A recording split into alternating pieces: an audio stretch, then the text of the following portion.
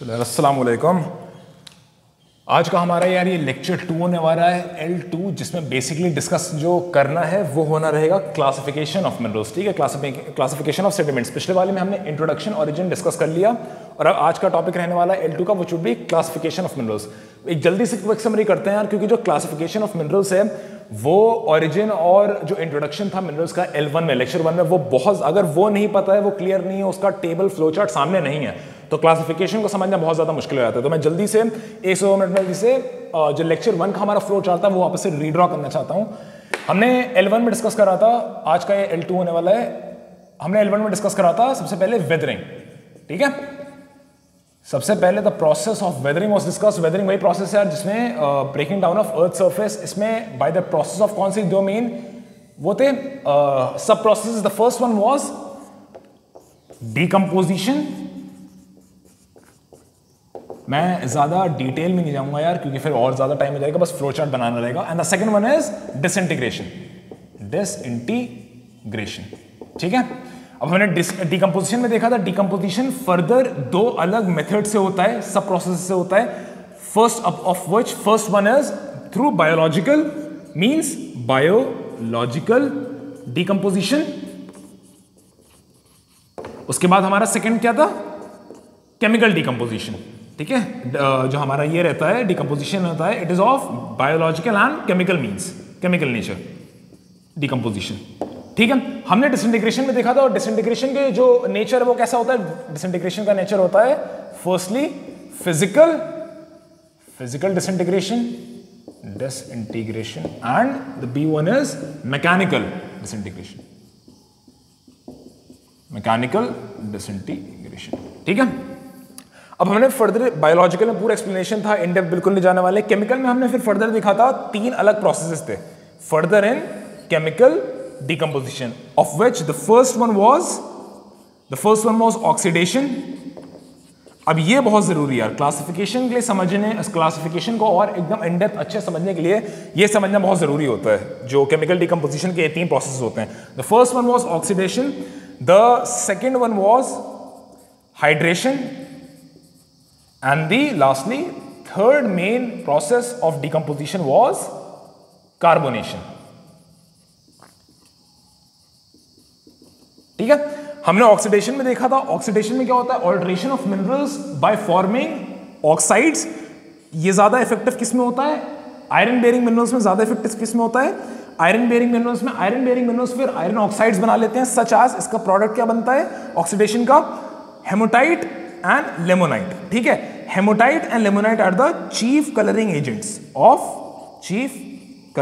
Agents of the rocks. ठीक है, जो इरोडेड डेनुडेटेड रॉक्स होते हैं उसके चीफ कलरिंग एजेंट्स कौन से होते हैं, हेमोटाइट और लेमोनाइट। इतनी कहानी थी ऑक्सीडेशन की। By oxidation, alteration of minerals into oxides, it is specially effective in iron bearing minerals which make hematite and limonite, जो कि चीफ कलरिंग एजेंट्स होते हैं in rocks. The second one was hydration, लेकिन hydration को बस मैं जरा सा अभी स्किप करना चाहूंगा और डायरेक्ट कार्बोनेशन पे आना चाहूंगा। कार्बोनेशन हमने क्या जाना था, it is the change and alteration of minerals into making soluble salts। इससे क्या बन जाता था, ऑल्ट्रेशन और चेंज से soluble salts। सही, और इसके एग्जांपल्स क्या हो जाते थे हमारे, लाइक पोटेशियम, मैग्नीशियम, सोडियम। सही, हाइड्रेशन जो था यार वो मैंने एक पॉइंट मिस कर दिया पिछले लेक्चर में, और एक पॉइंट मैंने पूरी तरह गलत बताया है। ठीक है, हाइड्रेशन में एक पॉइंट जो गलत था, सबसे पहले जो मिस मैंने करा था, which was hydration is the process in which the alteration of minerals is taking place by the addition of water।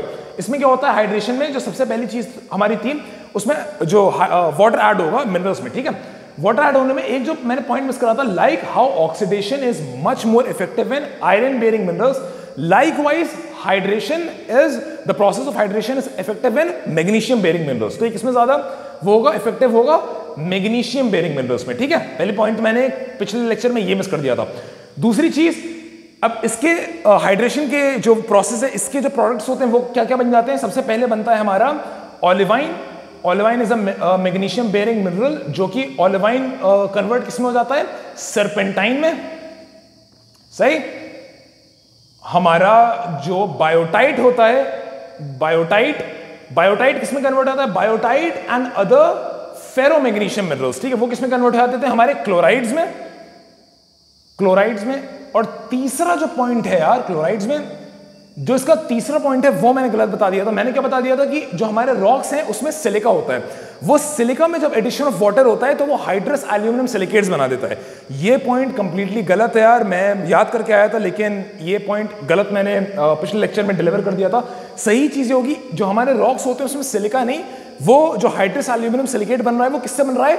Because the rock is containing feldspar. हमारा एक मिनरल होता है फेल्सफार, ठीक है, इसकी वजह से होता है वो फेल्सफार जो होता है, फेल्सफार वो डिकम्पोज होता है हमारा और क्या बन जाता है? Hydrous aluminium silicates. Feldspar is the constituent, is the mineral which gets further decomposed along the formation of hydrous aluminum silicates।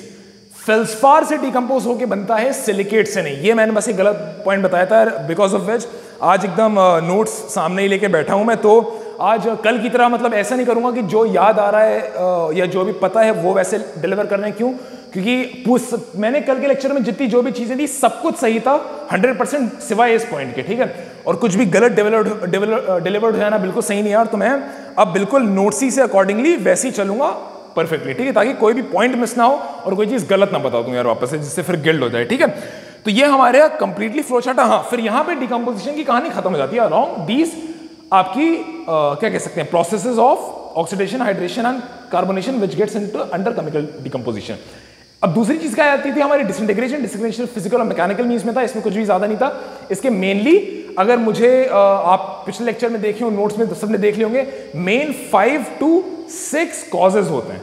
बिल्कुल भी डिटेल में नहीं जाएंगे यार, क्योंकि आज का जो टॉपिक है, आज का टॉपिक हमारा ये इंट्रोडक्शन ऑन ओरिजिन नहीं होने वाला है। ये जो पूरा टॉपिक था ये किसका था? ये था L1 का, ये L1 का था, लेक्चर 1 का था, which comprised of introduction and origin of sedimentary rock, ठीक है। ये हो चुका है, इसके डिटेल में कुछ भी नहीं करेंगे, पिछले इसमें हो चुका है। बस सीन क्या करना है, इसी के बेसिस पे बहुत ज्यादा चीजें हमें क्लासिफिकेशन में देखनी होती हैं, क्लासिफिकेशन में समझ आती हैं, सही।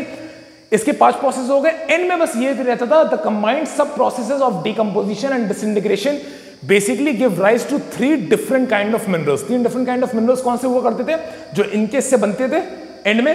The very first one was soluble substances, ठीक है, soluble substances which were seeing in carbonation, soluble salts बनते हैं ये पोटेशियम, मैग्नीशियम, सोडियम के। Second one is insoluble substances, insoluble substances, ठीक है। And the third insoluble substance कौन से हो गए? हमारे जितने भी हाइड्रेशन के हैं ना, ओलिवाइन से सर्पेंटाइन है, बायोटाइट से क्लोराइड्स बन रहे हैं, फेस्फोर से हाइड्रस एल्यूमिनियम सिलिकेट बन रहा है। All of these are insoluble substances. Along with the oxidation से क्या बन रहा था? आयरन ऑक्साइड्स बन रहे थे। तो आयरन ऑक्साइड हो गया, serpentine, chlorides, hydrous aluminium silicate, सब हमारे इनसॉल्युबल सब्सटेंसेस में आ जाएंगे। And the third one was, हमने एक चीज नोटिस करी थी कि पहले जितनी भी ये सब चीजें ये ऑल्टरेशन से हो रही हैं हमारे। कुछ मिनरल्स हैं जो ऑल्टर हो रहे हैं और जो मिनरल्स ऑल्टर नहीं होंगे उनको हम क्या कहेंगे? Unaltered minerals. तो third one was basically unaltered minerals. अब भाई यहां पे पूरा L1 खत्म हो जाता है। ये जो फ्लो चार्ट है ये क्लासिफिकेशन को समझने के लिए बहुत इंपॉर्टेंट है। तो बस मैं अब यहीं पे इतना ही इसको फ्लो चार्ट बस पढ़ाने वाला हूं, किसी भी चीज में हम इन डेप्थ नहीं जाने वाले हैं। जो आज का टॉपिक है विच इज बेसिकली L2। खींच दिया था यार पार्टीशन बहुत सारे भैया, नहीं हैं, चल नहीं पा रहे हैं क्या? क्या परेशानी है? सही। अब हमारा जो आज का टॉपिक है that is classification of minerals, ठीक है। आज का हमारा L2 is classification of minerals. Classification of minerals में जब हम आते हैं यार तो हम देखेंगे क्लासिफिकेशन ऑफ मिनरल्स में भी मेनली 2 ब्रॉड कैटेगरीज हैं। जैसे हमने पहले देखा था वेदरिंग में, डिसइंटीग्रेशन, डिकम्पोजिशन। इसमें क्या होता है? इसमें जो पहली हो जाती है the first category is of classification of minerals on the basis of transportation and deposition. On the basis of transportation and deposition. पहला बेसिस ये रहेगा क्लासिफिकेशन ऑफ मिनरल का। और दूसरा क्या रहता है? द सेकंड वन इज इसको, अरे रोमन न्यूमेरिकल्स में लिख रहे हैं। सेकंड वन वुड बी हमारा टाइप्स ऑफ रॉक्स, ठीक है, टाइप्स ऑफ रॉक्स फॉर्म। इसके बेसिस में हमारा क्लासिफिकेशन ऑफ दूसरा मिनरल्स आ जाता है कैटेगरी। Types of rocks. ठीक है, क्लासिफिकेशन ऑफ मिनरल्स में आ गया on the basis of transportation and deposition. इस क्लासिफिकेशन के अपने दो फर्दर सब क्लासिफिकेशंस आ जाते हैं, which are the very first one which we have to study is first a part insoluble substances and the second one is unaltered minerals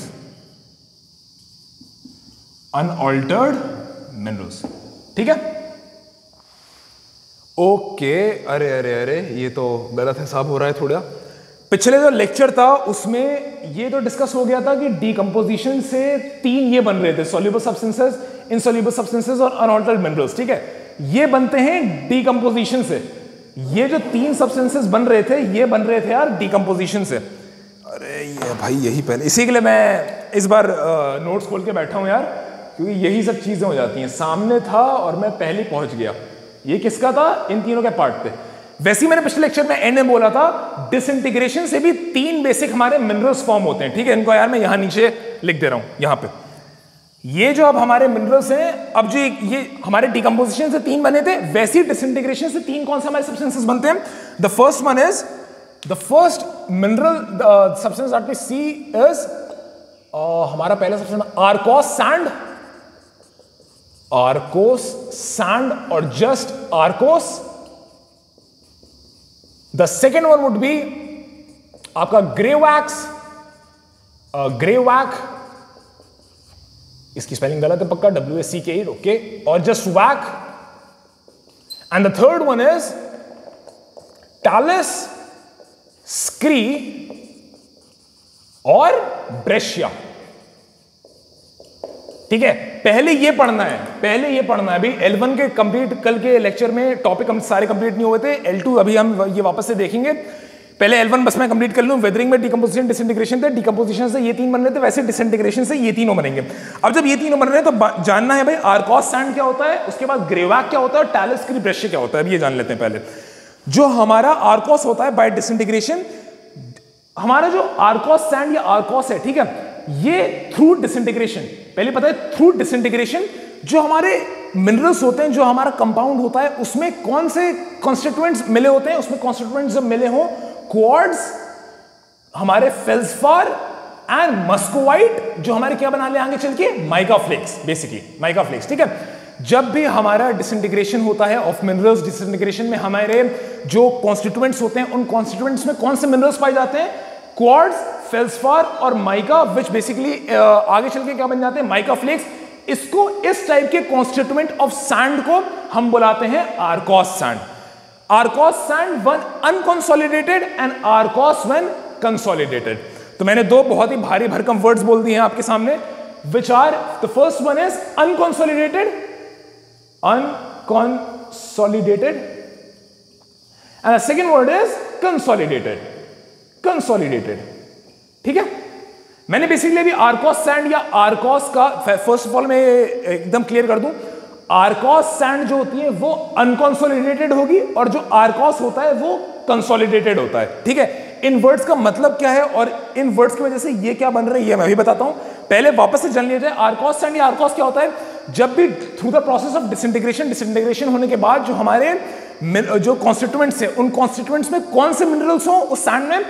quartz, feldspar और muscovite, which basically makes mica flakes. जब ये constituents present होते हैं तो हम उस sand को बुलाते हैं आर्कोस सैंड। ठीक है, व्हेन अनकंसोलिडेटेड का मतलब होता है भाई सिंपल एकदम, वो हमारे material which are not combined together. ठीक है, materials which are not combined together, material which are not combined together.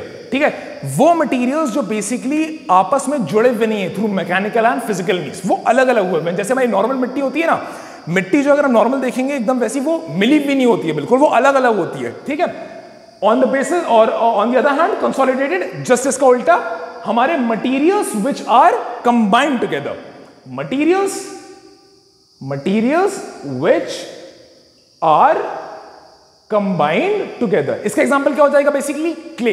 जो हमारे क्ले होते हैं, द फाइनेस्ट पार्टिकल्स, क्ले हम जब भी देखते हैं तो क्ले कैसे होता है, कंसोलिडेटेड होता है, एकदम मिला हुआ होता है, कंबाइंड होता है बिल्कुल। वेरएज़ अगर हम नॉर्मल मिट्टी देखें, सैंड एंड सिल्ट, ये सब वो अनकंसोलिडेटेड होते हैं। तो वैसे ही आर्कॉस सैंड जो होता है, because sand in and out of self is a particle which is unconsolidated, मिला हुआ नहीं होता है sand.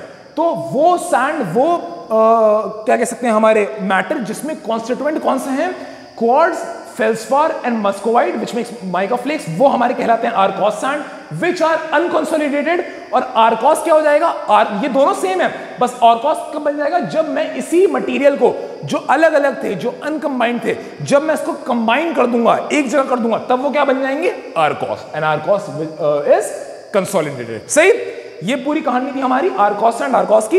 In the very same way, in the exact same way हमारा ग्रे वैक्स और वैक्स फॉर्म होता है। ठीक है, ये इसमें फर्क क्या आ जाता है, ओके मार्कर बदलने की जरूरत है, इसमें क्या चेंज हो जाता है, हमने जैसा कि देखा जो आर्कॉस सैंड के जो बेसिक कॉन्स्टिट्यूएंट्स है वो क्या है, क्वार्ट्ज, फेल्सफार एंड मस्कोवाइट। वैसे ही बस ग्रेवैक के क्या हो जाएंगे, ग्रेवैक के हो जाएंगे आपके, first of all again quartz, quartz के बाद हो जाते हैं आपके प्लेजियोक्लेस फेल्सफार, नॉर्मल फेल्सफार नहीं, प्लेजियोक्लेस feldspar, and the third one and the last one would be ferromagnesium silicates, ferromagnesium silicates।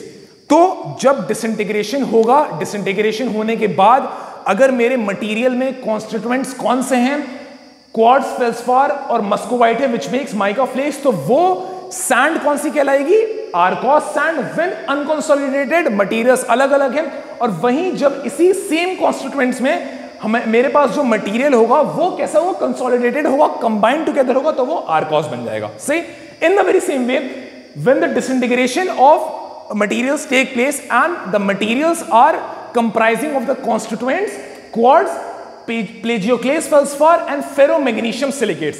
अब मेरे इसमें क्या है, मटेरियल मेरे जो कॉन्स्टिट्यूएंट्स है वो कॉन्स्टिट्यूएंट्स क्या है, क्वार्ट्ज, फेल्सफार और मस्कोवाइट नहीं है, अब क्वार्ट्ज, प्लेजियोक्लेस फेल्सफार और फेरोमैग्नीशियम सिलिकेट्स हैं। तब क्या बन जाएगा, ग्रेवैक, व्हेन अनकंसोलिडेटेड। ठीक है, और यही मैं अब अनकंसोलिडेटेड मटेरियल को कंबाइन कर दूं पूरा, तो वो क्या बन जाएगा, वैक्स। दोनों बिल्कुल सेम है, बस जो डिफरेंस है आर्कॉस सैंड, आर्कॉस और ग्रे वैक्स, वैक में it would be of the constituents of the material which is present in the आपका जो भी मटेरियल है। ठीक है, बस चलो यार, आखिरी में हमारा क्या बचेगा, टैलिस्क्री ब्रेशिया। तो टैलिस्क्री ब्रेशिया सेम है, वापस से डिसइंटीग्रेशन से फॉर्म होगा। Disintegration also produces rough angular rubble consisting of any kind of rock atop mountains and accumulated on the foot of the slope. भाई टैलिस्क्री और ब्रेशिया का भी बिल्कुल सेम मामला है, एग्जैक्ट सेम तरीके से इसमें, लेकिन बस अब क्या है, कॉन्स्टिट्यूएंट्स हमें फर्क नहीं पड़ा, इसमें कॉन्स्टिट्यूएंट्स कोई से भी हो सकते हैं, हमें उससे फर्क नहीं है। ठीक है, टैलिस्क्री और ब्रेशिया की बात होती है upon where the formation, the accumulation, the deposition is taking place. वो डिफर करती है, वो डिफरेंशिएट करती है टैलिस्क्री ब्रेशिया को arkose and arkose, greywackes wackes से। मतलब अब टैलिस्क्री ब्रेशिया में कॉन्स्टिट्यूएंट्स कुछ भी हो सकते हैं, the rock can be of any kind. ठीक है, ये जो रॉक है इसमें जो हमारे रॉक जो कॉन्स्टिट्यूएंट्स है, बेसिकली रॉक क्यों लिख रहा हूं यार, कॉन्स्टिट्यूएंट्स, जो हमारे कॉन्स्टिट्यूएंट्स हैं वो कोई सी भी हो सकते हैं, उससे फर्क नहीं पड़ता, but the accumulation of the constituents and sediments are taking place at the mountain top, they are taking place at the foot of the slopes. यहां ये कहां बन रहा है, ये बन रहा है भाई चट्टानों के ऊपर, at the foot of the slopes, at the top of the mountains. That is what, this is what differentiates talus scree breccia with these two. ठीक है, इसी को हम the formation and accumulation of sediments on top of the mountains upon the foot of the slopes is called talus, scree and breccia. Again same चीज, जो ये accumulate हुआ है, जो ये deposit हुआ है, ठीक है, अगर ये unconsolidated है, अगर ये unconsolidated है, जो materials हैं, constituents हैं, वो अलग अलग हैं, combined together नहीं है, तो मैं क्या उसे कह दूंगा talus and scree। और वहीं पे अगर मैं जो मटेरियल था which is present on top of the mountains, which is present at the foot of the slopes, अगर मैं इसको combined together कर दूं तो ये क्या बन जाएगा, ब्रेशिया। ठीक है, आई रियली होप यार ये बात समझ आ गई हो भाई। आज कोई क्लास में है भी नहीं कि मैं वो करूं, क्या कह सकते हैं, क्रॉस क्वेश्चनिंग करके पूछ लूं कि समझ आया नहीं आया। अगर यार नहीं आया है तो प्लीज पीछे जाके वीडियो में देख लो एक बार, ये बहुत जरूरी होते हैं, क्योंकि यही 3 बेसिक आप कह सकते हैं मटेरियल्स हैं किसके, डिसइंटीग्रेशन के, जैसे ये तीनों थे डिकम्पोजिशन के। और ये मैं क्यों और इसमें इतना प्रेफेस डाल रहा हूं, इसी के बेसिस पे हमारे क्लासिफिकेशन पे हेल्प होता है। अगर इंट्रोडक्शन और ओरिजिन क्लियर नहीं है, ये पूरी जो फ्लो चार्ट है क्लियर नहीं है, classification at 100% completely crystal clear समझ नहीं आएगा। ठीक है, तो इतनी कहानी थी यार पूरी इसकी। क्या कहते हैं हमारे the 3 basic materials which are formed by the process of disintegration. अब एक चीज में जरूर यहाँ पे अब हम कुछ जरा बुलेट पॉइंट्स को कंसिडर करते हैं। ठीक है, वो पॉइंट्स जो बहुत इंपॉर्टेंट है। Basically the very first point is, हम एक चीज देख रहे होंगे आर्कोस और ग्रेवाक, इन दोनों में फर्स्ट एंड सेकंड में नोटिस करी होगी, दोनों में सिमिलर क्या है, इसमें क्वार्ट्ज था, ठीक है, फेल्सपार था और मस्कोवाइट था, which is forming mica flakes, mica flakes. और हमारे ग्रेवाक में क्या था, क्वार्ट्ज था, प्लेजियोक्लेस फेल्सपार था और ये फेरोमैग्नीशियम सिलिकेट्स थे। दोनों में कॉमन क्वार्ट्ज है। ठीक है, दोनों में कॉमन क्वार्ट्ज है। तो इससे एक पॉइंट बहुत इंपॉर्टेंट निकल के आ जाता है, the presence of quartz is by far the most abundant resistant mineral because quartz find its way in almost every sedimentary rock. जितने भी हमारे सेडिमेंट्री रॉक होते हैं, क्वार्ट्ज उसमें मोस्ट अबंडेंटली प्रेजेंट होता है। और मोस्ट अबंडेंटली प्रेजेंट क्यों होता है, because quartz is one of the most resistant and chemical simpler minerals out there. ठीक है, ये एक इंपॉर्टेंट पॉइंट है, ये नोट कर लेना कि अरे नोट क्या कर लेना, ये क्या नोट्स डाउनलोड मारना के मेरे कहने मतलब है, जितने में पॉइंट्स हैं मैं खाली ऐसे डिस्कस कर दे रहा हूं। Every single point which I discuss and which I orate is present in the notes itself. ये हमारा एक पॉइंट हो गया जो क्वार्ट्ज की वो हो गया, बहुत कॉमन मिनरल है because it is very resistant and the few of them would be. अब क्योंकि हमने यहां पे अब जाके क्योंकि डिसइंटीग्रेशन के भी ये 3 हम डिस्कस कर लिए, this is complete process of breaking down of rocks. Weathering हुआ पहले, अब मैं बताना चाहूंगा वेदरिंग की भाई पहले डेफिनेशन क्या थी हमारे पास, वेदरिंग की 9th-10th के स्टैंडर्ड के हिसाब से हमारे पास डेफिनेशन थी, the breaking down of earth surface is called weathering, ये हमारे पास थी। लेकिन now because we are the students of geology, we are specialising in geology, अब हमारी वेदरिंग की डेफिनेशन क्या हो जाएगी, the processes and the sub processes of decomposition and disintegration, the sum total of these processes and sub processes, it's called weathering. अब हमारी because we are students of geology ये definition नहीं होगी यार कि weathering is the process of breaking down of earth surface। अब वो क्या हो जाएगी, definition क्या हो जाएगी, the sum total of the processes and the sub processes of decomposition and disintegration together makes weathering। सही, ये एक बहुत इंपॉर्टेंट पॉइंट है हमारे। एक और तीसरा हमने क्या देखा, जो मैं कल बहुत ज्यादा प्रेफेस कर रहा था, decomposition is more active in moist warm low lying areas. जो हमारा डिकम्पोजिशन होता है वो कैसे, कहां ज्यादा एक्टिव होता है, ज्यादा सब ट्रॉपिकल मॉडरेट टेम्परेचर्स में एक्टिव होता है। वेयर एज जो डिसइंटीग्रेशन होता है वो कहां एक्टिव होता है, it is active in the colder regions and much drier regions of the earth surface. ठीक है, डिकम्पोजिशन कहां हो रहा है, जहां पे वार्म एनवायरनमेंट है, वार्म मॉडरेट टेम्परेचर्स हैं। डिसइंटीग्रेशन कहां हो रहा है, ड्राई रीजन्स में, कोल्ड रीजन्स में। ये एक और तीसरा और बहुत इंपॉर्टेंट पॉइंट था सर, हो गए। और फिर हाँ, चौथा और one of the most important, अब तक कौन कौन से बेसिकली हमने पॉइंट्स डिस्कस कर लिए। The very first one was quartz, कि क्वार्ट्ज कैसे सबसे ज्यादा कॉमन होता है among sedimentary rocks. The second one was the definition, the true definition from our perspective of weathering. ठीक है, दूसरा पॉइंट ये बन गया था कि वेदरिंग की डेफिनेशन क्या है, पहला ये हो गया था। तीसरा भी हमने क्या डिस्कस करा कि डिकम्पोजिशन कहां होता है, कौन से रीजन्स में होता है, और डिसइंटीग्रेशन कौन से रीजन्स में होता है। चौथा is the final point of the whole L1 lecture of introduction and origin of sedimentary rock, and it is by far the most important point, which is the first product of decomposition and disintegration is called regolith। ठीक है, ये जो पूरा process हो रहा है, ये जो हम देख रहे हैं इस साइड होते हुए, ये बेसिकली हो क्या रहा है, ये हो रहा है ब्रेकिंग डाउन ऑफ रॉक्स। अब भाई जाहिर सी बात है, पत्थर टूट रहे हैं, सेडिमेंट्स बन रहे हैं, फिर उनका ट्रांसपोर्टेशन हो रहा है, डिपोजिशन हो रहा है, जो कि हम ये देखेंगे। इसका एक्चुअली फाइनल बस 2 बहुत छोटे मेन टॉपिक्स रहेगा, which is transportation of the sediments and deposition of the sediments. तो एंड में जाके इसका जो प्रोडक्ट बनता है, इस पूरी चीज का एंड में जाके जो प्रोडक्ट बनता है, the very first product is called the fourth point, which is the formation of regolith. Regolith, REGOLITH, बहुत यार टेढ़ा बेढ़ा लिख रहा हूं मैं, रेगोलिथ। अब भाई बात आती है भैंस की आंख, ये रेगोलिथ क्या चीज है। ठीक है, रेगोलिथ क्या है भाई, हमारा जो regolith basically is the complete 3 phases of the earth outer surface. कहने का मतलब हमारी अब ये है दुनिया, ठीक है, this is earth.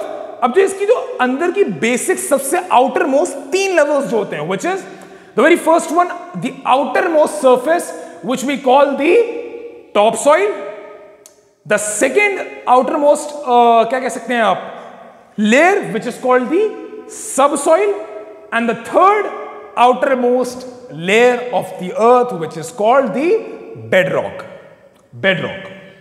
These 3 layers in combination makes up the regolith, ठीक है। टॉप सॉइल, सब सॉइल और जो हमारी ये बेडरॉक होती है, ये तीनों लेयर्स आपस में मिला के बनाती हैं कंबाइंडली। इन तीनों लेयर्स को हम कहते हैं रेगुलेथ, ठीक है। और रेगुलेथ होता क्या है? रेगुलेथ इज द, अगर एक सवाल आ जाए what is regolith? Regolith is the first product which is formed by the whole by the major broad processes and sub processes of decomposition and disintegration which comes in under weathering, ठीक है भाई। अब चलो यार, ये सब कुछ एक और फैक्ट्स हैं जो कि मैं बस बहुत क्विकली से रन थ्रू करना चाहूंगा। द वेरी फर्स्ट पर्सन, अब भाई रेगुलेथ हम बोल रहे हैं, the very first person who coined in the term regolith was Merrill, ठीक है। वो कौन शख्सियत थे भाई जिन्होंने सबसे पहले इसका इस्तेमाल करा, ये कॉइन, ये जो वो है टर्म है, इसको प्रपोज करा, इसको कॉइन करा, his name is Merrill।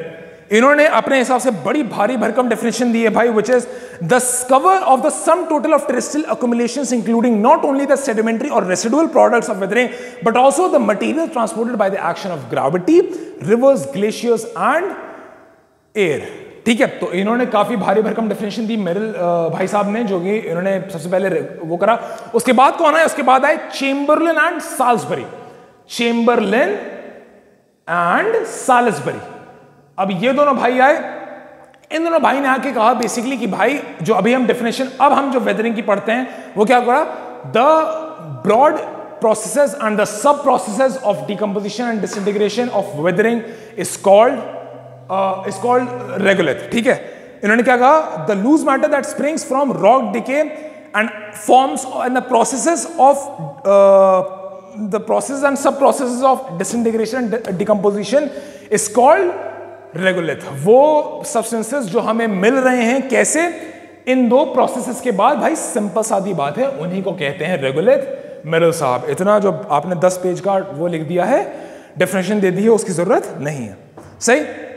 चलो अब भाई हमारे पास जो बेसिक 2 वो हैं, क्या कह सकते हैं, आखिरी लिटरली बस 2 लिटरल आखिरी जो टॉपिक्स रह गए हैं, वो हमारे हो जाएंगे transportation of sediments and the second one would B deposition of sediments, ठीक है। Transportation and deposition of sediments, ये दोनों हमारे हो जाएंगे आखिरी के टॉपिक्स, इसको कवर करा दिया जाए। द सोल्यूबल, और अब ट्रांसपोर्टेशन की हम बात कर रहे हैं, ठीक है यार। देखो ट्रांसपोर्टेशन की, और अब मैं जब अगर इसकी डिपोजिशन की बहुत सिंपल सादी बात करूँ ना, ट्रांसपोर्टेशन और डिपोजिशन दोनों ही में अगर मैं बस सिंपली किसकी बात करने लगूँ, ट्रांसपोर्टेशन की। ट्रांसपोर्टेशन में यार ऐसी कोई चीज़ बची है जिसको पहली बात तो मिटा दिया जाए यार। लो भाई ज़रा सी, अब यार ये टॉपिक कवर करने के लिए स्पेस की किल्लत मचती हुई, ठीक है। अनकंसोलिडेटेड, रियली होप भाई अनकंसोलिडेटेड और कंसोलिडेटेड का मतलब सबको पता चल गया होगा। ये भाई बहुत बेसिक और बहुत फ्रीक्वेंटली यूज टर्मिनोलॉजी है जियोलॉजी की, ये वर्ड्स बहुत फ्रीक्वेंटली, बहुत कॉमनली मिल जाएंगे। तो अगर ये जियोलॉजिकल टर्मिनोलॉजी पता नहीं होगी कि भाई इन सब वर्ड्स का मतलब क्या है, तो यार मैटर को, मटेरियल को जानने में बहुत ज्यादा डिफिकल्टी होगी बेसिकली, ठीक है। तो अनकंसोलिडेटेड क्या था, materials which are not combined together, अलग अलग होते हैं। कंसोलिडेटेड का मतलब क्या होता है, materials which are combined together. Finally एक और बता दूं यार, मिटाने जा रहा था क्योंकि ट्रांसपोर्टेशन और क्या देखना है हमें, डिपोजिशन देखना रहेगा अभी, ठीक है। इसकी कोई जरूरत नहीं, इसकी कोई जरूरत नहीं भाई, इतना काफी, ठीक है, हाँ इतना काफी है आई गेस। चलो अब जो 2 टॉपिक आखिर के रह गए हैं, सबसे पहले हमें देखना है transportation of sediments. The very first topic which will see is transportation of sediments, ठीक है भाई। The soluble or insoluble material supplied by weathering is accumulated in place or transported elsewhere. Agents, हाँ ठीक है, ये हमने कल भी वो करा था। The principal agents of transportation, जो कि पहला पॉइंट लिखा है एक्चुअली है, are दो कौन कैसे थे प्रिंसिपल एजेंट्स ट्रांसपोर्टेशन के, कौन है भाई? अब देखो अब हम क्या डिस्कस करने वाले हैं, सेडिमेंट। देखो पहले नॉर्मल रॉक था, अब नॉर्मल रॉक टूट गया, सेडिमेंट्स बन गए। सेडिमेंट्स हमारे बन गए भाई, सेडिमेंट्स को ट्रांसपोर्ट भी तो करना है, फिर सेडिमेंट्स को ट्रांसपोर्ट करके डिपॉजिट भी तो होना है, तभी तो जाके रॉक फॉर्म करेगा, सेडिमेंट से सेडिमेंट्री रॉक बनेगा। तो अब हम देख रहे हैं ट्रांसपोर्टेशन ऑफ सेडिमेंट्स, ठीक है।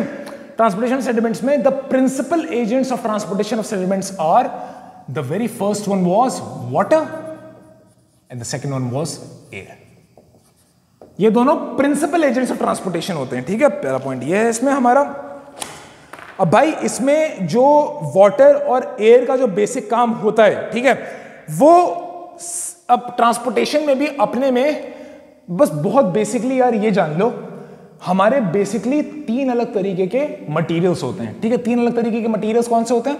एक हमारे होते हैं कोर्स मटेरियल होते हैं हमारे, एक होते हैं हमारे मॉडरेट मटेरियल्स। ये मैं on the basis of size of grains बात कर रहा हूं सेडिमेंट्स के। जो सेडिमेंट्स बन गए, अब सेडिमेंट्स के जो ग्रेन हैं वो कितने बड़े हैं? अगर बहुत बड़े हैं तो उसको हम कहते हैं कोर्स, अगर कोर्स से छोटे हैं तो उसको कहते हैं मॉडरेटली साइज्ड, मॉडरेट मटेरियल्स, और अगर बहुत छोटे हैं तो उसको हम क्या कहते हैं? फाइन मटेरियल, ठीक है। ये तीन हो गए भाई। देखो साफ सीधी बात है, बहुत ही इसमें कॉमन सेंस है। ट्रांसपोर्टेशन हो रहा है, किसका हो रहा है? सेडिमेंट्स का हो रहा है। सेडिमेंट्स कितने टाइप के हैं? या तो वो सेडिमेंट्स कोर्स हो सकते हैं, या तो मॉडरेट हो सकते हैं, या तो फाइन हो सकते हैं, based on the size of the grains, ठीक है। अब अगर भाई जाहिर सी बात है कोई चीज बड़ी होगी, कोई चीज भारी होगी, कोर्स होगी, तो विंड और वाटर को ज्यादा मुश्किल होगी, ज्यादा डिफिकल्टी होगी ऑफ ट्रांसपोर्टिंग इट। भाई वो चीज के जो सेडिमेंट्स हैं वो ज्यादा बड़े हैं, वो ज्यादा भारी हैं, तो विंड और एयर ज्यादा इफेक्टिवली उसको ट्रांसपोर्ट नहीं कर पाएगी, ठीक है। तो कोर्स मटेरियल्स हमारे जो बेसिकली होते हैं वो upon the principal agents of water और एयर ट्रांसपोर्ट ज्यादा जल्दी नहीं हो पाते हैं। क्यों? क्योंकि they have the biggest grain size in all of the classifications, ठीक है। इनका सबसे ज्यादा बिगर ग्रेन साइज होता है। तो ये जो हमारा ट्रांसपोर्टेशन ऑफ सेडिमेंट्स होता है वो भी यार तुम ये मान लो वो एक्चुअली आएगा हमारा इसमें देखो ये था एक्चुअली L2 में मैंने पहले शुरू कर दिया था। मैं इसी के लिए कह रहा था कि ये जानना इसी के लिए बहुत जरूरी है क्लासिफिकेशन के लिए। अब मैं कोरिलेट कर रहा हूं, जरा देखना, ठीक है। ट्रांसपोर्टेशन ऑफ सेडिमेंट्स हो रहा है। सेडिमेंट्स कितने तरीके के हैं? तीन, कोर्स, मॉडरेट, फाइन। अगर कोई मटेरियल, अगर कोई सेडिमेंट कोर्स होगा तो वाटर और एयर उसको ज्यादा आसानी से इफेक्टिवली ट्रांसपोर्ट नहीं कर पाएंगे, और वो जो सेडिमेंट है वो वहीं रह जाएगा, वो अपने ओरिजिन पे ही रह जाएगा। Whereas अगर जो हमारे सेडिमेंट्स थे वो कैसे होंगे? मॉडरेट टू फाइन अगर होते, ठीक है, तो वो क्या होते? उनके जो पार्टिकल्स बहुत छोटे हैं, बहुत हल्के हैं, तो वो आसानी से विंड और वाटर आसानी से उसे ट्रांसपोर्ट कर लेते। तो on the basis of transportation and deposition जो अभी हम पढ़ेंगे, मिनरल्स कैसे वो हो रहे थे, सब क्लासिफिकेशंस कैसे हो रही थी? इनसॉल्युबल सब्सटेंसेस में और अनऑल्टर्ड मिनरल्स में, ठीक है। इससे हमारे जो बेसिक वो निकल के आता है, क्या कह सकते हैं, जो बेसिक बिल्कुल, एक सेकेंड, रेसिडुअल, ओके, हाँ, ठीक है, यही तो बातें हैं, तभी तो नोट्स खोल के बैठा हुआ हूं यार मैं। देख रहे हो यार, फिर मैंने बहुत ही अच्छी तरीके से ये बताया, बिल्कुल सही है, लेकिन लिख गलत दिया, ठीक है। On the basis of transportation and deposition the sub classifications would be, पहला बनेगा यार रेसिडुअल डिपॉजिट्स बनेंगे पहले, और दूसरा क्या बनेगा? Transported deposits.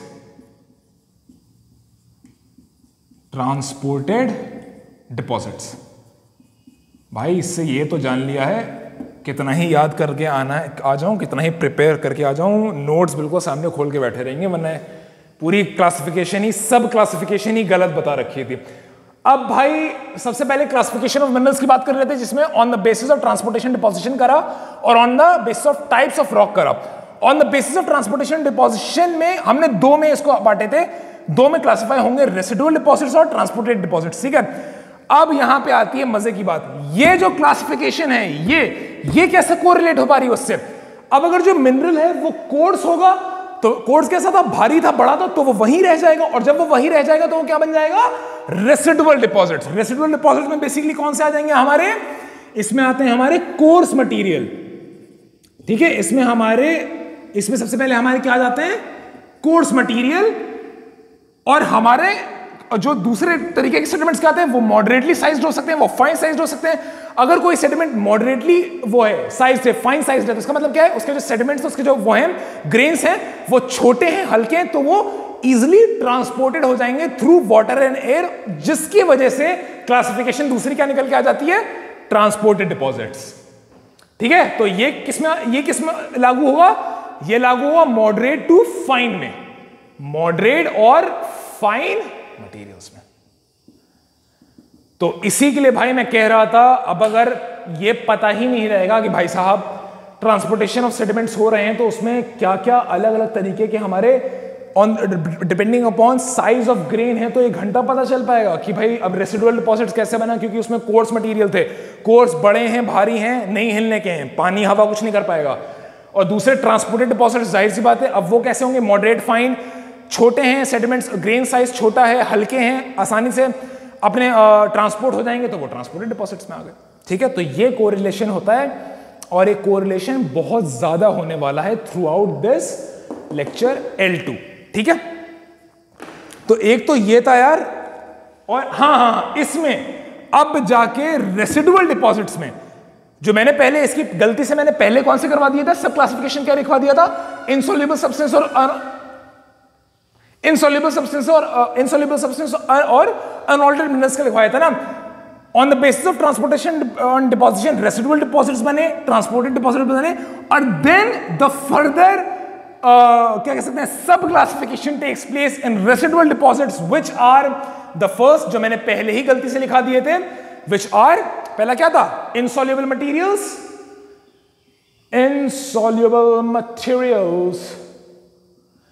and the second one was unaltered minerals। ठीक है, अब ये यहीं से हमें साफ अगर मैं ये तो यार देखो सब समझ गए होंगे कि रेसिडुअल डिपॉजिट्स कैसे बन रहे हैं ट्रांसपोर्टेशन के बेसिस पे, डिपॉजिशन के बेसिस पे, और ट्रांसपोर्टेड कैसे बन रहे हैं। ठीक है, इनसॉल्युबल मटेरियल, अनऑल्टर्ड मिनरल्स को समझो। जितने भी हमने अभी यहां पे केमिकल डिकम्पोजिशन में क्या देखा था, ऑक्सीडेशन के आयरन ऑक्साइड्स बन रहे थे, हाइड्रेशन से हमारे सरपेंटाइन बन रहा था, क्लोराइड्स बन रहे थे, फेल्सफार का हाइड्रस एल्यूमिनियम सिलिकेट्स बन रहे थे। ये सारे जो मिनरल्स एंड में बन रहे हैं, ये सारे कैसे हैं, इनसॉल्युबल मटेरियल्स। ये सारे वो मटेरियल्स हैं जिसमें पानी और हवा आसानी से डिपॉजिट नहीं कर पाएगा, तो ये कैसे बन जाएंगे, रेसिडुअल ही बन जाएंगे। वेयर एज दूसरा क्या हो जाएगा, हमारा कार्बोनेशन से क्या बन रहा था, सॉल्युबल सॉल्ट बन रहा था। सॉल्युबल सॉल्ट क्या होते हैं, वो सॉल्ट जो आसानी से पानी में घुल जा रहे हैं, और कोई चीज आसानी से घुल गई तो वो आसानी से ट्रांसपोर्ट आएगी थ्रू वाटर। तो हमारे जो सॉल्युबल सॉल्ट्स होंगे वो किस में आएंगे, वो रेसिडुअल डिपॉजिट्स में आएंगे। वो किस में आ जाएंगे, ट्रांसपोर्टेड डिपॉजिट्स में, जो हमारे कार्बोनेशन के थ्रू बने थे। ठीक है, ये है हमारा कोरिलेशन भाई साहब, जो बहुत कररी तरीके से होने वाला है बार बार। ठीक है, चलो यार, ये एक बहुत सही वो था, कोरिलेशन था। ठीक है, तो हम इससे पूरी तरह क्या समझे, अब तक कम से कम मुझे लग रहा है 10 बार रिपीट कर चुका हूं, आखिरी बार कर रहा हूं। On the basis of transportation of sediments, principal agents are water and air. Transportation भाई के सेडिमेंट्स का हो रहा है, सेडिमेंट्स 3 तरीके के हो सकते हैं, coarse material, moderately material and fine material. अगर कोर्स होगा, ग्रेन साइज बड़ा है, भारी है, एयर एंड वाटर आसानी से ट्रांसपोर्ट नहीं कर पाएंगे, थर्स क्लासिफिकेशन किस में आ जाएगी, रेसिडुअल डिपॉजिट्स में आ जाएगी। वेयर एज अगर जो साइज ऑफ सेडिमेंट है वो मॉडरेट है, फाइन है, छोटा है, तो हमारे जो ग्रेन साइज है वो छोटा है, हल्का है, जो प्रिंसिपल एजेंट्स हैं वाटर एंड एयर वो आसानी से ट्रांसपोर्ट कर पाएंगे, and thus they will come in the classification of transported deposits. ठीक है, इतनी बात थी हमारी ट्रांसपोर्टेशन ऑफ डिपॉजिट्स में। ठीक है, और यार देखो, अगर ये मुझे पिछली बार कोई बहुत सारे लोगों ने कंसर्न करा था कि एक चीज को बहुत रिपीटेशन हो जाता है, ये सब ना अभी जो हम पढ़ रहे हैं ये बिल्कुल बिल्डिंग ब्लॉक है। अभी भी हम लोग इंट्रोडक्शन और इसमें अब मैं जाके कोरिलेट कर पा रहा हूं आज के L2 के क्लासिफिकेशन ऑफ मिनरल से।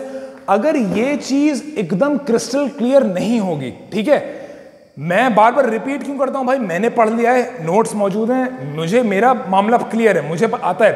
अगर तुम लोग हो यार, आप लोग देख रहे हो भाई सब, अगर ये चीज मैं 10 बार रिपीट इसलिए करता हूं, अगर ये क्रिस्टल क्लियर नहीं हो पाएगा तो जो आगे भाई मिनरल जो हम कंप्लीट जो टॉपिक है सेडिमेंट्री रॉक्स जो हम पढ़ रहे हैं, इसमें टॉपिक्स कौन कौन से हैं? The first one origin and introduction of sedimentary rocks जो हमने L1 में देखा। आज हम क्या देख रहे हैं? Classification of minerals, classification of sedimentary rock. तीसरा हो जाएगा mineralogical classification of sedimentary rocks. चौथा हो जाएगा आपका, चौथा किस बेसिस पे था? Textural classification of sedimentary rocks. और पांचवा और आखिरी हो जाएगा structural characteristics of sedimentary rock. तो ये 5 अलग ब्रॉड टॉपिक्स हैं।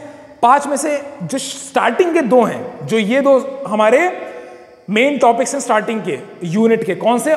इंट्रोडक्शन एंड ओरिजिन, और दूसरा कौन सा है हमारा? क्लासिफिकेशन। अगर ये दोनों क्रिस्टल क्लियर नहीं होगा तो बाकी तीनों बहुत कॉम्प्लेक्स है। मिनरलॉजी पढ़ना, मिनरलॉजिकल कैरेक्टरिस्टिक्स पढ़ना, आपका टेक्सचरल कैरेक्टरिस्टिक्स पढ़ना और स्ट्रक्चरल कैरेक्टरिस्टिक्स पढ़ना बहुत ज्यादा कॉम्प्लिकेटेड होता है। कब? तब जब ये सब क्रिस्टल क्लियर ना हो। तो मैं ये बहुत लोगों ने वो करी थी यार, और इसके लिए मैं माफी भी कहीं ना कहीं चाहूंगा, लेकिन मैं रिपीट 10 बार इसी के लिए करता हूं ताकि भाई एकदम सही तरीके से पता हो कि क्या, कब, कहां, कैसे हो रहा है। और अभी जब ये पूरी तरह डिस्कस करोगे ना, जैसे इसका पूरा फ्लो चार्ट बना है, वैसे ही by the end of this lecture 2 classification of minerals इसका कंप्लीट फ्लो चार्ट बनेगा। और इन दोनों के फ्लो चार्ट से यार तुम्हें पता चलेगा कितनी ज्यादा कॉम्प्लिकेशंस आ जाती हैं मिनरल स्ट्रक्चर में, टेक्सचरल कैरेक्टरिस्टिक्स में और स्ट्रक्चरल पेक्यूलैरिटीज में। ठीक है, तो अभी 10-10 बार रिपीट हो रहा है, लेकिन जान लो, बिल्कुल क्रिस्टल क्लियर कर लो एक एक टॉपिक को, एक एक कंपोनेंट को, एक एक कंसेप्ट को। चलो यार, ट्रांसपोर्टेशन ऑफ सेडिमेंट्स हो गया। अब फाइनली आखिरी हमारा topic which is none other than deposition of sediments। ठीक है, इसका ये पूरा हो गया। अब भाई हम यहाँ करने आ रहे हैं इसका यार थोड़ा सा वो बना लूँ, थोड़ा सा स्पेस के लिए, और ये इतने से इसमें भाई कवर हो लेने का है बस। अब पढ़ना है भाई लोग, अब पढ़ना है। अरे यार इसमें मैं लगा रहा हूँ, अब पढ़ना है। ओ भाई साहब ये सब हरकतें ना हो, अरे कहाँ चला गया, हटाओ। अब पढ़ना है डिपोजिशन ऑफ सेडिमेंट्स। ठीक है भाई, जो पत्थर था वो टूट गया अलग अलग प्रोसेसेस से, जो पत्थर टूट के जो सेडिमेंट्स बने उसका ट्रांसपोर्टेशन हो गया। अब क्योंकि ट्रांसपोर्टेशन हो गया तो फाइनली हम क्या पढ़ने वाले हैं? डिपोजिशन। तो जो पत्थर टूटे हैं, जो अलग अलग सेडिमेंट्स टूटे हैं, अब वो आके डिपॉजिट भी तो होंगे ना कहीं जगह, ताकि वापस से सॉल्ट रॉक बने, कंप्लीट रॉक साइकिल कंप्लीट हो, तो वो।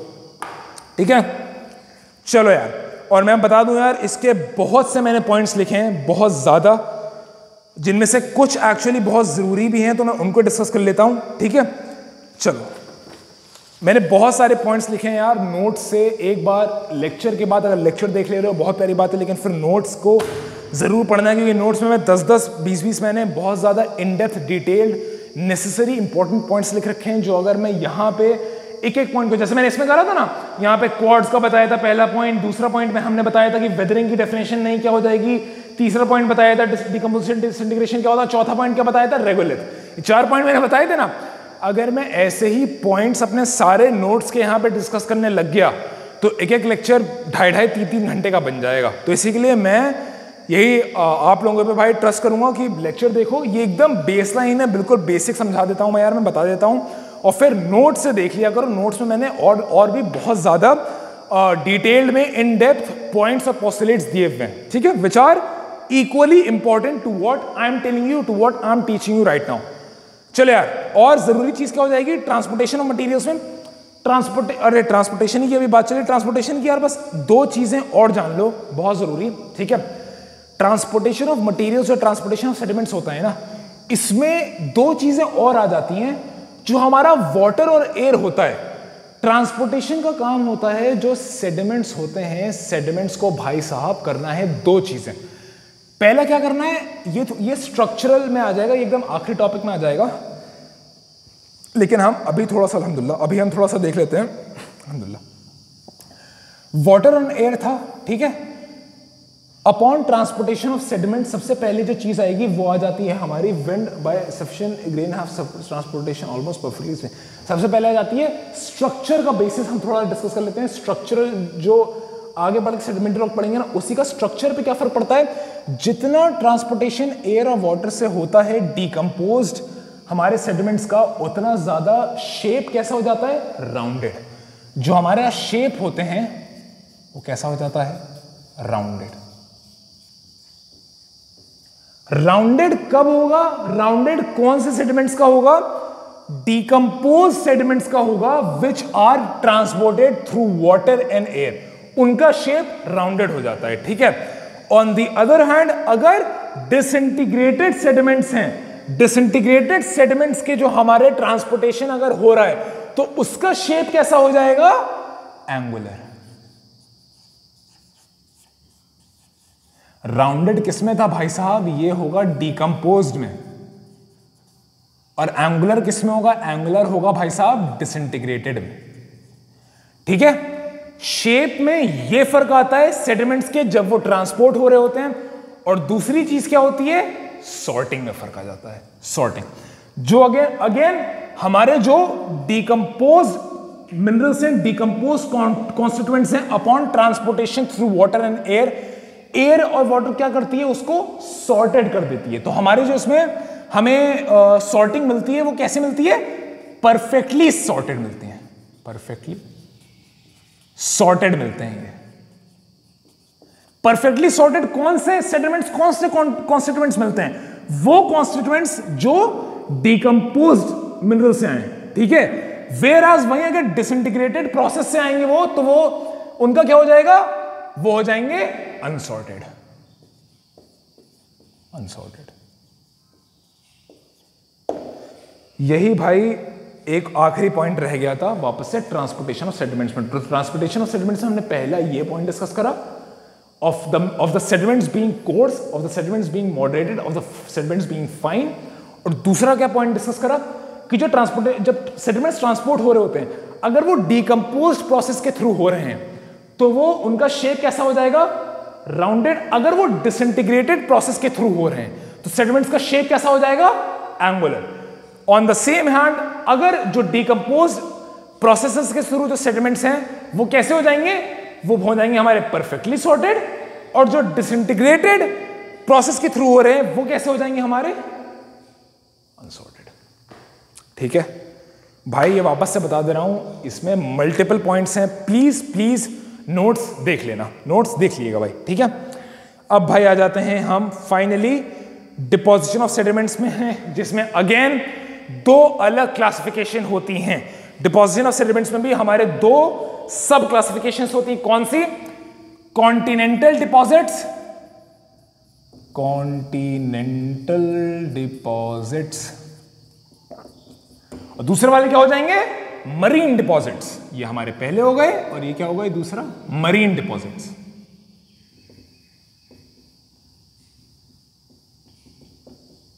ठीक है, पहला कॉन्टिनेंटल डिपॉजिट और मरीन डिपॉजिट बहुत ज्यादा यार as the word itself suggests बिल्कुल सिंपल है। हमने भी क्या जाना, इसी से कोरिलेट मारो बहुत जल्दी से। अगर मटेरियल कोर्स होगा तो क्या ट्रांसपोर्टेशन हो पाएगी, नहीं। क्यों, क्योंकि सेडिमेंट्स हमारे कैसे हैं, बड़े हैं, भारी हैं, तो वो क्या करेंगे, वो लैंड पे वहीं रह जाएंगे, वो ट्रांसपोर्ट नहीं हो पाएंगे। एंड थस वो क्या बना लेंगे, कॉन्टिनेंटल डिपॉजिट्स। कौन से मटेरियल, हमारे कोर्स मटेरियल। वैसे ही जैसे क्लासिफिकेशन ऑफ मिनरल में कोर्स मटेरियल क्या बना लेते थे, रेसिडुअल डिपॉजिट्स। तो yes, in a way we can say all residual deposits are continental deposits, ठीक है। And all transported deposits are marine deposits. अब मरीन डिपॉजिट्स क्या हो जाएंगे, as the name itself suggest, marine कहने मतलब something to do with the water. भैया हमारा जो सेडिमेंट्स हैं वो कैसे हैं इस बार, वो है मॉडरेट, वो है फाइन। जो सेडिमेंट का साइज है वो है छोटा, वो है हल्का। पानी और हवा आएंगे, आसानी से ट्रांसपोर्ट करके ले जाएंगे। और कहां ले जाएंगे, द अल्टीमेट। हाँ, ये एक पॉइंट है जो कि एक्चुअली आगे दे रखा है, पहले ही जान लो यार। मरीन डिपॉजिट कौन से हो जाएंगे, हमारे मॉडरेट और फाइन के, ठीक है। आखिरी जो इसका आखिरी तो पॉइंट है वो यार इसके, हाँ, द मटेरियल विद सस्पेंशन, ठीक है यार, हमारा बोला जा रहा है। ओके, हाँ, ये सब इंपॉर्टेंट है। अरे भाई साहब, मैं कम, चिड़िया भी बहुत ज़्यादा वो हो रही हैं भाई। जो इसमें हमारे in now decomposition of sediments में जो हमारा टॉपिक था ट्रांसपोर्टेशन हो गया। अरे क्या लग जा। और एक और हमारा क्या हो गया अब, डिकम्पोजिशन ऑफ सेडिमेंट्स, ठीक है। ट्रांसपोर्टेशन हो गया और डिकम्पोजिशन हो गया।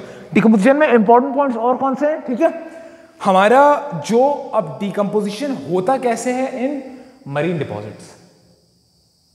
भाई कॉन्टिनेंटल डिपॉजिट्स में तो साफ सीधी बात है, वैसे ही हो जाएगा through the process of consolidation. Consolidation क्या होगा भाई, हमारे जो कोर्स मटेरियल हैं वो एक जगह अक्यूमुलेट होते रहेंगे, एक जगह इकट्ठे होते रहेंगे और फिर वहां पे वो through the process of compaction, जो कि हम अभी इसमें देखेंगे, वो हमारा मरीन डिपॉजिट, कॉन्टिनेंटल डिपॉजिट बना लेते हैं, ठीक है। मरीन डिपॉजिट्स हाउएवर, उनमें एक एक्स्ट्रा पॉइंट आता है, वो क्या होता है, मरीन डिपॉजिट्स में कौन चलेगा, हमारे मॉडरेट टू फाइन मटेरियल चलेगा। पानी में तो वो चले गए पानी में, लेकिन अब वो डिपॉजिट कैसे बना पा रहे हैं, ये बात है। तो पानी में वो डिपॉजिट बनाते हैं through the process of flocculation. क्या स्पेलिंग यार, FLOCCULATION, फ्लोक्यूलेशन। फ्लोक्यूलेशन प्रोसेस है by which the sediments which are present, which comes under the category of moderated to fine under marine deposits form the deposits inside of the sea. Flocculation में होता क्या है मैं बता दूं यार, it is a physical process that enables the particles to bind together, making them bigger and settling into the bottom, ठीक है। फ्लोक्यूलेशन वो प्रोसेस होता है जिसमें जो हमारे सेडिमेंट्स होते हैं, हमें क्या पता है जो हमारे सेडिमेंट्स कैसे हैं, छोटे हैं, हल्के हैं, लेकिन through the process of flocculation वो कैसे हो जाते हैं, बड़े हो जाते हैं, and they combine together with each other inside the sea and thus form a deposition which is called the marine deposition. तो ये होता कैसे, ये होता है फ्लोक्यूलेशन से।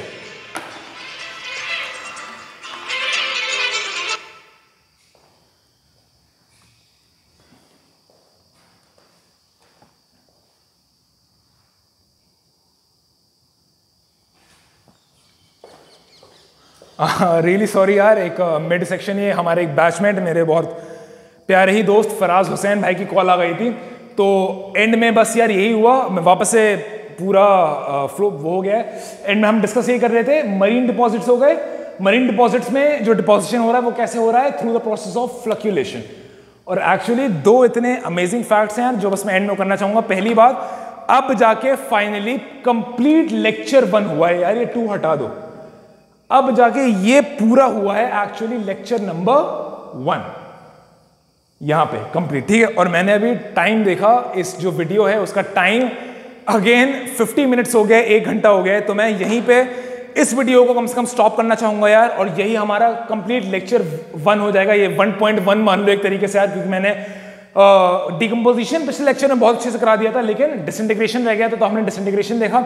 अभी जस्ट अगला ही मैं अब हम डिस्कस क्या करने वाले हैं, जस्ट लेक्चर 2 में इतना पूरा करा था, यहीं से हम वो करेंगे, कैच करेंगे, वो करेंगे, वापस से रिज्यूम करेंगे of the lecture 2 which is classification of minerals.